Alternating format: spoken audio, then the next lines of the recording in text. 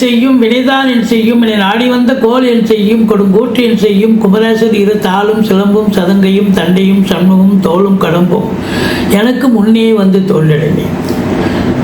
ஓம் அனுமந்தாய வித்மகே வாயுபுத்திராய தீமகே தந்தனோ மாருதி பிரச்சோதியா பட்டீஸ்வரம் ஸ்ரீ விஷ்ணு துர்க்கையே போற்றி.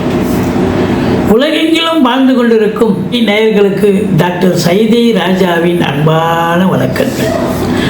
நாம் இப்பொழுது இந்த எபிசோடில் விஸ்வாவச ஆண்டு தமிழ் மாதம் ஐப்பசி மாத ராசி பலன்களை பார்க்க போகிறோம். முதல்ல இந்த புது வசந்தம் நேயர்களுக்கு வீவ்ஸ் அன்பர்கள் அனைவர்களுக்கும் தீபாவளி நல் வாழ்த்துக்களை தெரிவித்துக் கொள்கிறேன். 18/10/2025 முதல் 16/11/2025 வரைக்கும் மொத்தம் 30 நாள் ஐப்பசி மாதம்.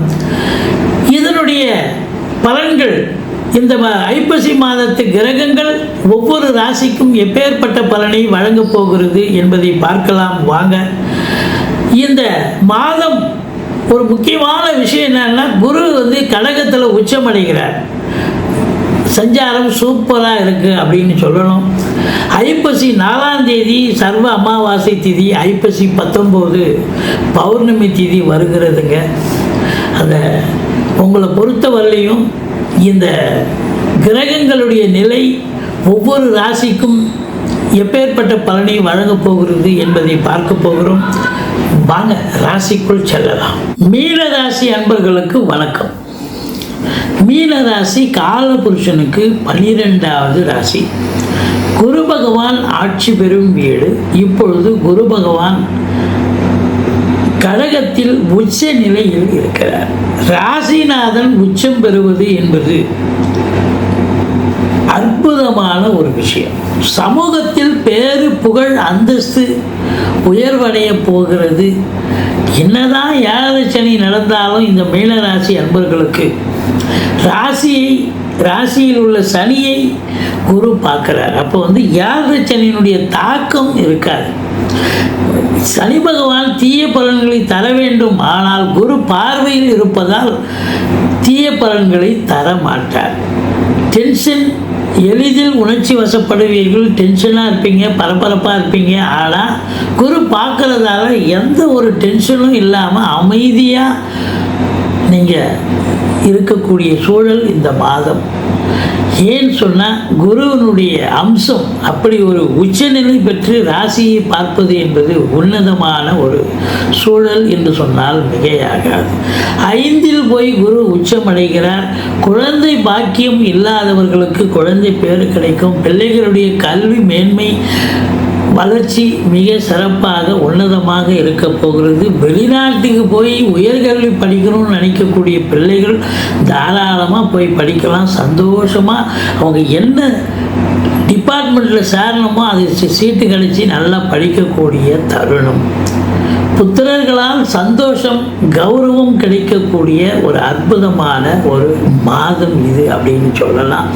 அது மட்டுமல்ல, சீட்டாட்டம், race, lottery, speculation, share market, online business போன்றவற்றில் ஈடுபாடு காட்டுபவர்கள், அதில் இன்வால்மெண்ட்டாக இருக்கக்கூடியவர்களுக்கு சூப்பர், நல்ல சந்தோஷமாக இருப்பீங்க, சாதிப்பீங்க அப்படின்னு கூட சொல்லலாம். மற்றபடி குரு பார்வை கோடி நன்மை. எங்கெல்லாம் பார்க்குறாரு பாருங்க. குரு உங்களுக்கு 9ஆம் இடத்தை குரு பார்க்கிறார். பாக்கியஸ்தானத்தை குரு பார்க்கிறார். அதுக்கு அடுத்தது 11ஆம் இடத்தை குரு பார்க்கிறார். இது அற்புதத்திலும் அற்புதம். இந்த குருவானவர் உங்களுக்கு யார் அப்படின்னா 10க்குடையவர், ராசிக்கும் அதிபதியானவர்.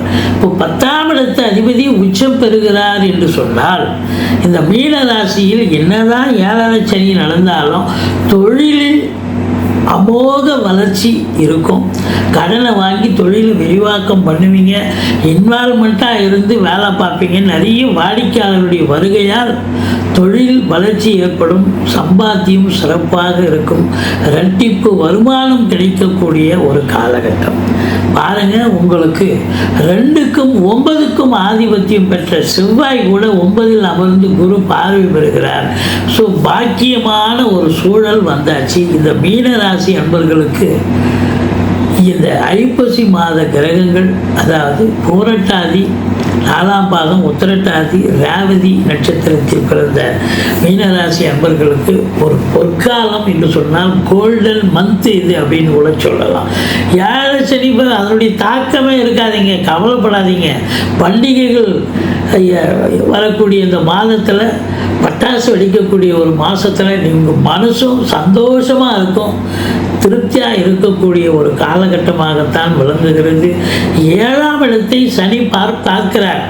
கணவன் மனைவி இடையே கருத்து வேறுபாடு வரும். அதே நேரத்தில் நண்பர்களிடையே வாக்குவாதங்கள் வரும். கொஞ்சம் தேவையில்லாத வாக்குவாதத்தை விட்டுடுங்க. கூட்டுத்தொழில் செய்கிற இடத்துல கூட்டாளிகளுக்கும் உங்களுக்கும் பிரச்சனைகள் வரலாம். ஆனால் 7ஆம் இடத்து அதிபதி பரிவர்த்தனை யோகத்தில் உச்சமடைகிறார். அதே நேரத்தில் 17 தேதிக்கு பிறகு அதே புதன் 8ஆம் இடத்தில் இருக்கார். அப்போ வாழ்க்கை துணை அல்லது மனைவியால் யோக பாக்கியங்கள் கண்டிப்பாக கிடைக்கும். ஒன்று, அவங்க வேலைக்கு போகிறவங்களா இருந்தால் பதவி உயர்வு, ஊதிய உயர்வு, வருமானம் இதெல்லாம் சிறப்பாக இருக்கும். அல்லது பிறந்த வீட்டில் இருந்து லிக்விட் கேஷோ ஜுவல்ஸோ கொண்டு வரக்கூடிய ஒரு அம்சம் நிச்சயமாக உண்டு. 6இல் தேதி எதிரிகள் ஓடி ஒளிவார்கள். கடன் சுமை படிப்படியாக குறையும். கோர்ட்டில் கேஸ் ஏதாக இருந்தால் சாதகமாக தீர்ப்பு வரும். 3ஆம் இடத்தை சனி பார்ப்பதால் எடுக்கிற முயற்சி முதல்ல கொஞ்சம் ஃபஸ்ட் அட்டெம்ப்ட் ஃபெயிலியராக இருக்கும். ஆனால் அதுக்கப்புறம் நீங்கள் ஜெயிக்கக்கூடிய நிலைதான். இளைய சகோதர சகோதரிகளுக்கும் உங்களுக்கும் கருத்து வேறுபாடு வரும். அல்லது இளைய சகோதரிகளுக்கு தேக ஆரோக்கிய பிரச்சனை ஏற்பட்டு மருத்துவ செலவுகள் வைக்கலாம்.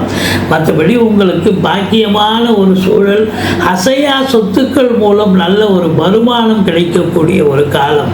செவ்வாய் ஆட்சி பெற்று குரு பார்வை பெற்று 4ஆம் இடத்தை 8ஆம் பார்வையாக பார்ப்பதால் வீடு வாங்க நினைக்கும் அன்பர்களுக்கு வீடு புதுர்பாடாகும்.